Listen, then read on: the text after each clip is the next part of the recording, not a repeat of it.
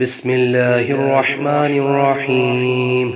اقرأ باسم ربك الذي خلق خلق الإنسان من علق اقرأ وربك الأكرم الذي علم بالقلم علم الإنسان ما لم يعلم كلا إن الإنسان ليطغى أن رآه استغنى إن إلى ربك الرجعى أرأيت الذي ينهى عبدا إذا صلى أرأيت إن كان على الهدى أو أمر بالتقوى أرأيت إن